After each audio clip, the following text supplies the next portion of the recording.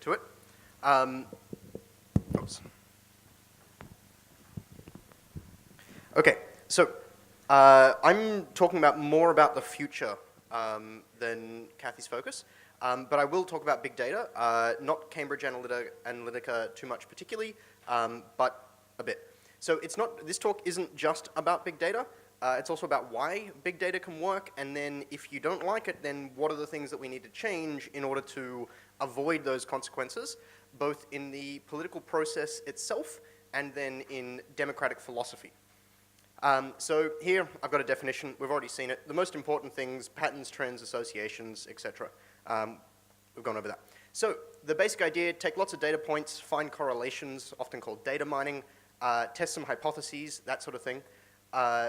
Basically, this lets us structure products, messaging, etc., based on all of those things that we find out. Obviously, there are relevant political aspects here. So some of the things that make data analytics more potent. Long-term and consistent environments. So when we have long-term consistent environments, it lets us gather data over a longer period, analyze past data, things like that, and we still have valid results. So an example of this is the long-standing left versus right. If people don't change much, then data from 10 years ago can still be relevant today. Small surfaces, right? So things like key issues. When we have fewer options for voters, they make our data sets more potent in terms of what they can tell us, because essentially because we're not mining as broad, we're mining deeper. And that when we have these large data sets, we can either go broad or deep. This is going to be a theme throughout it. And then there's also things like significant one-off events, because they make things that would usually be high cost more efficient per dollar than if you had to do it all the time, if you had to ask more questions all the time. Things like that, if we needed more data points. If we can restrict that to very significant one-off events, then we can get more out of our data. I'm saying, we and our and things like that. I mean, partially that's because I work in IT and I've worked on these sort of projects, not on the political side, but in other things. But also because this is just generally stuff that we do now. Like, it's a good idea to make use of the data we have. If you're developing a product, you want the best product. If you're developing a political campaign, you want the best political campaign, things like that. So in terms of interacting with democracy, so this just comes straight from the Wikipedia page on Cambridge Analytica. CA combines data mining and data analytics with strategic communication for the electoral process. So what does that really mean? It means they get data, they analyze the data and find out things like what people like what things, and then they target messaging to individuals. This seems all pretty straightforward. So this is actually pretty normal. This is what's been going on for decades. Political parties have always tried to target particular voters, particular regions, and particular ideas. They do this through specialized policy, they do that through advertising campaigns, they do that through the regions they target, that sort of thing. We've been doing it for decades. The thing is now, we have volume, accuracy, and speed. And they're things we didn't have before. We have computers to crunch the numbers instead of for people to try and come up with hypotheses and then test those.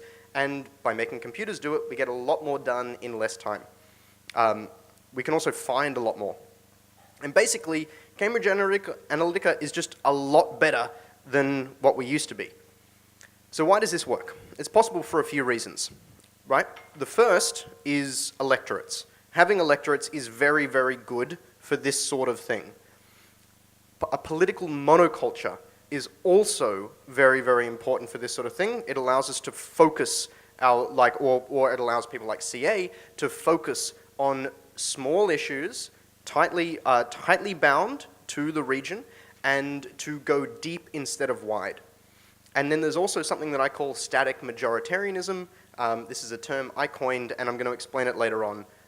But the name is somewhat representative of that, but we'll get into that in a bit. So the first thing, electorates. Why do electorates help? Well, the first thing is that they break up groups. Most groups of people, in terms of ideas, philosophy, that sort of thing, are distributed over a very wide area. So if I take all the people who like the color red, they're not in one geographic area. And as an accident of history, we've grown up with a political philosophy that says that most political issues are geographic. That might have been true at one point, but it's definitely not true anymore. Electorates break up groups. They prevent collective action. They don't encourage it. They encourage a two-party system.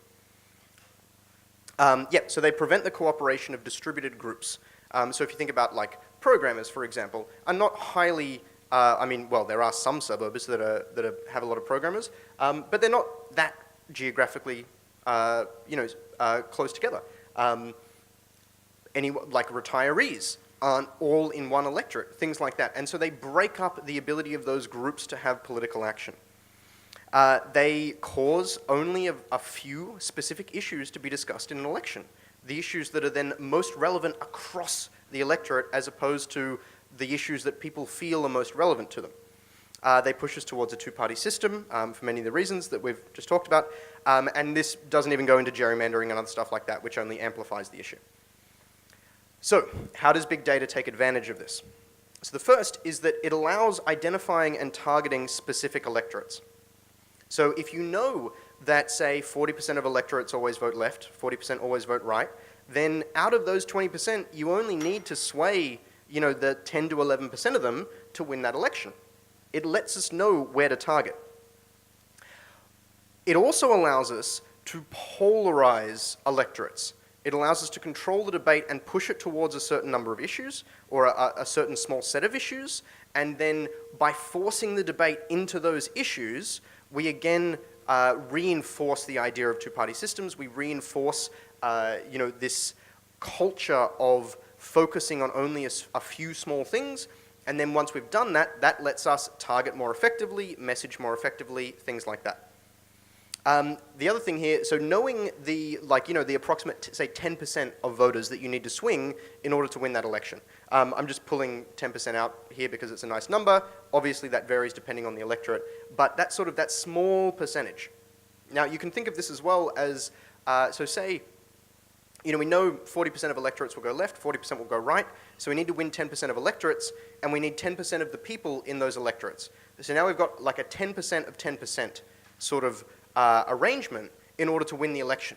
This is very small as a segment of the population. This is highly targeted, and that's exactly what big data lends itself to, is knowing who are the people that are best to target in order to sway that very small proportion of the population. You can put all your money and energy into those people, and by doing that, you can sway an election with very, very few votes comparative to the whole. The other thing here, political monoculture. So right now, pretty much every election in the world, especially when we're talking about referendums like Brexit, but elections are basically between two big groups and on key issues. There are some exceptions when we've got proportional representation and so on, but in Australia this is the case, in the US this is the case, in the UK this is largely the case, though they do have that three-party system, which is a bit interesting. Basically, this is where we go. This is a consequence of political monoculture. This is a symptom.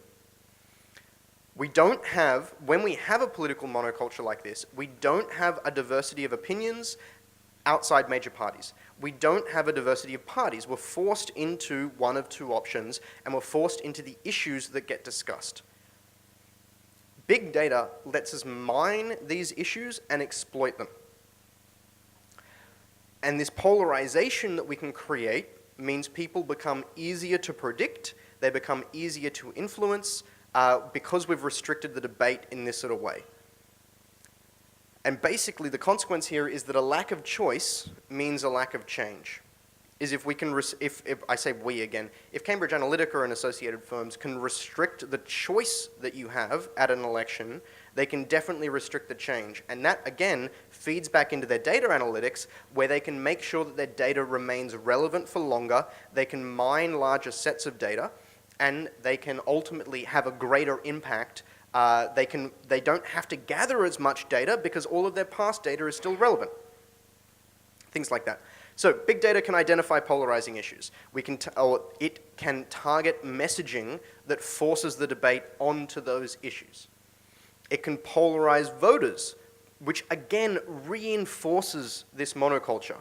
And this long-term monoculture means that data remains relevant for longer. This is all, like, there's a lot of cycles that go into keeping this status quo. This also reduces the number of variables and options, right? In terms of the data analytics, there's less variables to analyze, which means you can go deeper in the data. In terms of the voters, you have fewer options. Again, we get pushed back to key issues, pushed back to two-party systems. And this makes it easier to analyze, predict, and control. Exactly. I mean, I would say personally that what defines an issue is just what any person in a democracy deems to be an issue. And that all of those things should have an opportunity to be heard, and yet our current form of democracy, in fact, I would say any static majoritarian form of democracy, represses those edge issues in that way. So we'll have a look at that now.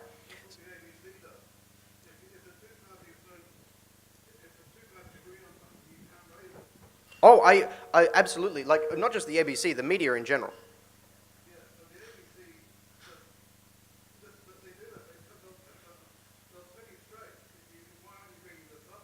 Well, as the deputy leader of a minor party, we've been told before that it's very difficult to give us any airtime on anything outside of major issues, so I agree with you there. Yep, let's keep going. So I define static majoritarianism basically as any system which stays the same over time with little regard for new knowledge, new information, and new ideas. It also has impacts on the way that power works. So, you know, when you have the same set of voters voting consistently, like in a parliamentary democracy or a direct democracy, those things are static majoritarianism because you need a lot of new information to sway people's votes. It's not like one new idea is going to sway the result. You need to sway a lot of people on every issue. And that's, if we want a reactive democracy, a democracy that embraces new ideas, embraces change, embraces solving problems, then static majoritarianism and all of the forms, including parliamentary democracy, representative democracy, direct democracy, they inhibit that. So one of the things that static majoritarianism does is that it disallows, or at least disincentivizes, the reorganization of power, right? It mandates that power needs to have static organization. This is things like one political party deciding all issues for their 3 or 4 year term, as we'll look into in a minute. It's static, it's long-term, and there's little change or development over that period. Now, around elections, that's a bit different. We've got more impetus for change there, but largely during terms, very little changes without a lot of effort or a lot of interest and involvement. One of the things that static majoritarianism, or a consequence of that, is that winning power once is enough. You win power once, and then you've got it for 3 or 4 years. You can do whatever you want in that period, and then 6 months before that election, then you go on the campaign trail. That's when you offer your promises. That's when you give the good word of change. But during the interim, you do whatever you want.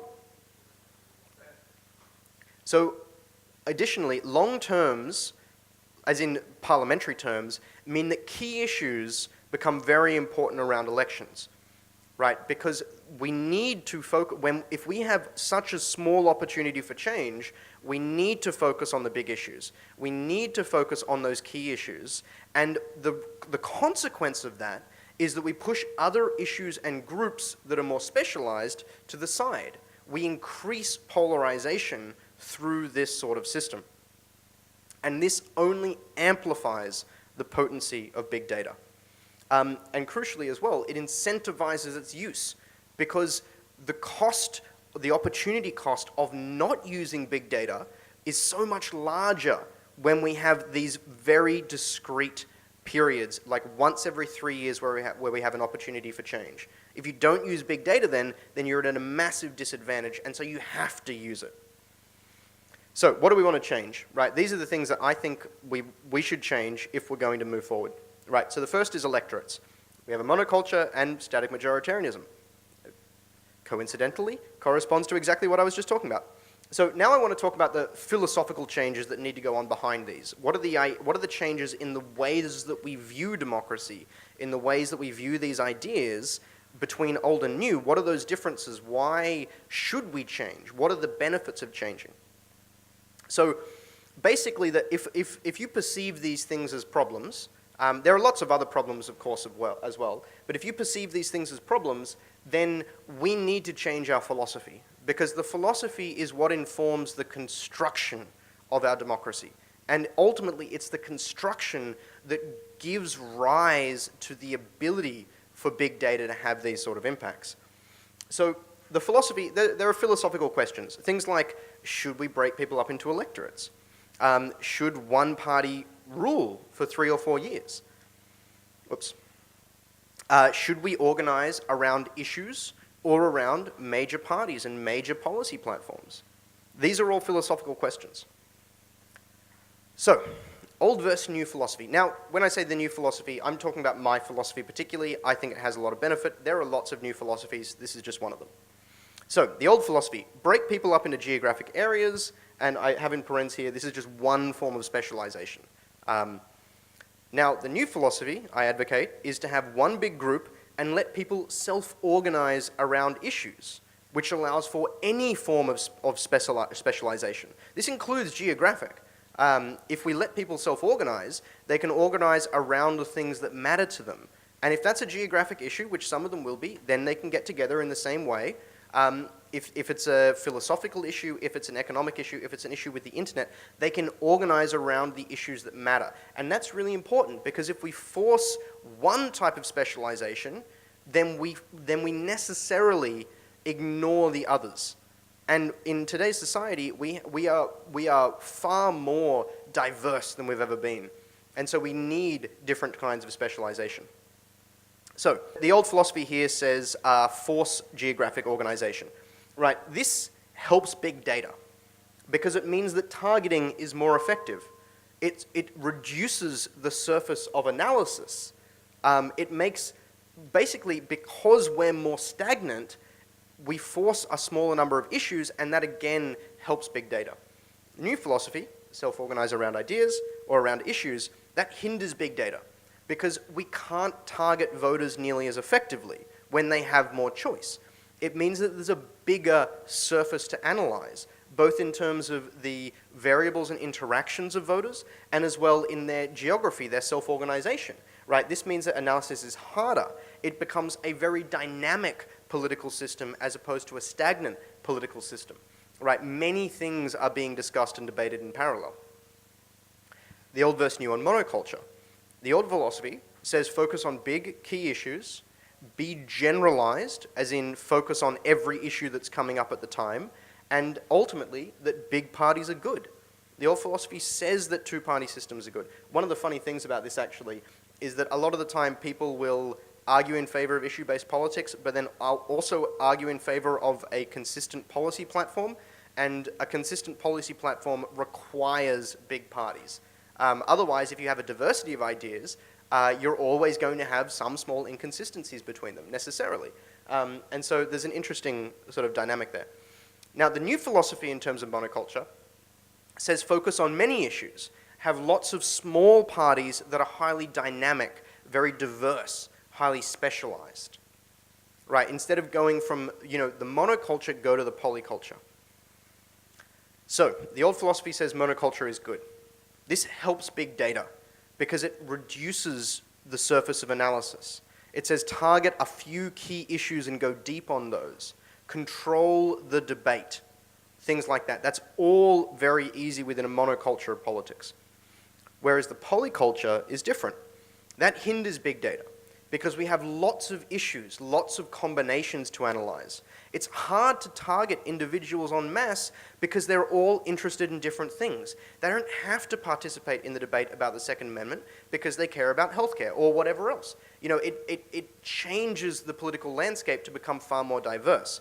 And because there are so many different debates going on about so many different issues, it's much harder to control. It's much harder to push people into narrow mindsets, into narrow philosophies. So, static majoritarianism. The old philosophy says long terms are good. Slow change is good, very slow change. We want big groups. We want generalist politics. The new philosophy is to move and change quickly. It's small and highly specialized groups, specialized politics, issue-based politics, right, where the ruling group changes every time. For every issue, it changes. And I think this is very important. If we want issue-based politics, if we want to make decisions about issues where we have specialists or those interested parties participating particularly on those issues, then the people who make decisions need to change with every issue. We can't have a static set of people, but then have a highly dynamic set of policies and decisions and theories going into those. So the old philosophy, static majoritarianism, this helps big data because it's easy to analyze and target in polarized groups. And crucially here, it's very cost effective. You get a lot of bang for your buck. Right. In the new philosophy of what I call dynamic majoritarianism, which I coined today, that hinders big data because it's harder to analyze a shifting landscape. Targeting is both hard and less effective. And all of that means that it's less cost effective. You can't run a business if you can't make a profit. And if you have to reanalyze your data set every day for every issue, for every different voter, right? If you can't generalize that, that makes it very hard to produce good long-term results. You have to produce very specific short-term results and a lot more of them. So, just to finish up here, on the new versus old philosophy stuff, voting. So the old philosophy is vote on everything. This helps big data because being a generalist means you have to focus on key issues. You don't have the mental capacity to focus on the stuff you want to, and on the stuff you want to, if you want to focus on that, then you have to convince a large number of people. Right, this means that the ultimate result is we have a small surface to analyze. The new philosophy, vote on what you care about, right, that hinders big data because being a specialist means we have a more diverse environment. It's a larger surface to analyze. There are more combinations. So, what if I told you that this new philosophy was one consistent idea, that it already exists, and that if we can solve all of the old problems, problems like corruption, problems like two-party politics, problems like exploiting big data, like the disenfranchisement of minorities, or in fact any group, the problem of undue corporate influence, and so on. So what this comes down to, if we want to actually solve all of those problems, is that we need to reconsider at a deep level the purpose of democracy. What is democracy here to do? How do we build it? With what philosophy do we build it? There's questions like, can we start now? And can we do it without permission? You know, if we want to change the Constitution, we need a lot of permission to do that. That's a 20-year journey at best, right? If we can start now, that gives us a lot more potential. So, on purpose. All of the old democratic philosophies, and I include representative democracy, both England, the Washington system, the Westminster system, all of those sort of systems, in, from India to Europe to everything else, they all answer one question. This includes things like direct democracy, by the way. Who should rule? They are all systems for choosing rulers. Things like direct democracy say that everyone should rule in absolutely equal terms on every issue. Things like representative democracy say that we should elect a ruling party. Now, they also say that we should have checks and balances, which is good, but ultimately this is just tempering the idea of ruling. You know, every system of democracy that's in production today, there are very few systems that have even been proposed that don't answer this question. One that some of you may have heard of is something called quadratic voting, which again encourages specialization and things like this. All of these new ideas have only come about within the last 10 or 15 years, by the way. Now, there's another option though. There's another question that we can answer when it comes to constructing democracy, when it comes to our fundamental philosophy. And that is, how do we solve problems? More completely, this question is more like, how do we remove bad policy and bad rulers without violence? But ultimately, all of that comes back to correcting mistakes, to solving problems, to making progress in a more objective way, not in an authoritarian way. So, if we build our democracy to solve problems instead of choosing rulers, then essentially we can have everything that we've talked about tonight and more. That's what I claim, at least. We can enfranchise minorities. We can make progress quickly instead of it taking decades. And we can make corruption incredibly costly, as opposed to today where it's quite profitable. So in short, we can make democracy great again. Well, we'll get to that in a tick. I did. I changed one word, but as it goes with political slogans, if I change one word, it's 100% creatively mine and my own and my original thought. So, moving from purpose to progress. The thing about progress is that we can't take our old ideas with us. Right, we can't vote for old parties, and I include like Liberals, Labour, Greens, Nationals. All of those old parties are all a product of the old system and they perpetuate the old system. Right, we can't hold on to those old ideas because they themselves were flawed. We need new ideas. We need to embrace things like experimentation. Now, the thing about experimentation and progress, this means we're going to make mistakes. Right? Because progress without mistakes is impossible. The thing about this trade-off, though, this idea of should we make progress and make mistakes, or should we stay with the things that we know working, is that not making progress is the biggest mistake of all. Is if we choose to remain static, all that we're doing is waiting for one of the existing problems to become big enough to destroy us, which inevitably happens to anything that doesn't adapt, that doesn't update, that doesn't take into account new knowledge and new situations and new ideas. And we need all of those things if our democracies are going to survive. So, the path forward. This, I will point out, I'm the co-founder of Flux. I'm obviously very opinionated about it. There are lots of other possible ways to move forward. This is just the way that I feel like is best to move forward. And so I'm going to tell you about that. So Flux is a new political party registered last year. With all of the knowledge that I've just talked about and more, we've created a new form of democracy, something called issue-based direct democracy. This is something that involves everyone, but allows us to be issue-based in a fair way. Right? Every voter can be involved to the degree that they like, and also on the issues that they like. And we do that without favoring any voter over any other voter. Right? Voters are allowed to focus on the issues that matter to them. And if we want things like issue-based politics or like specialization in politics, if we want experts to have a big impact, then we need this sort of feature. No one is an expert on everything, but most of us are an expert on something. The idea is, at the core, to use self-organization, open contribution, and economic theory to enable a fair, dynamic, and ultimately issue-based form of democracy. Now, we can talk about the economic theory part in questions if we have time, but basically this is a way that we get around the idea of authority. As in most, like if I don't know of a way without economic theory to have issue-based politics without also having someone say, you tackle that issue and you tackle that issue. And the problem with allocating things in that way is that prevents new ideas. It prevents criticisms, right? We need an open contribution in order to really be able to take advantage of the best ideas we have. So, IBDD or issue-based direct democracy, is built to solve problems, right? It's built to move quickly. It's built to balance ideas between all voters, not corporate donors or a ruling elite, which is, I think most of us would agree, roughly speaking, what we have now.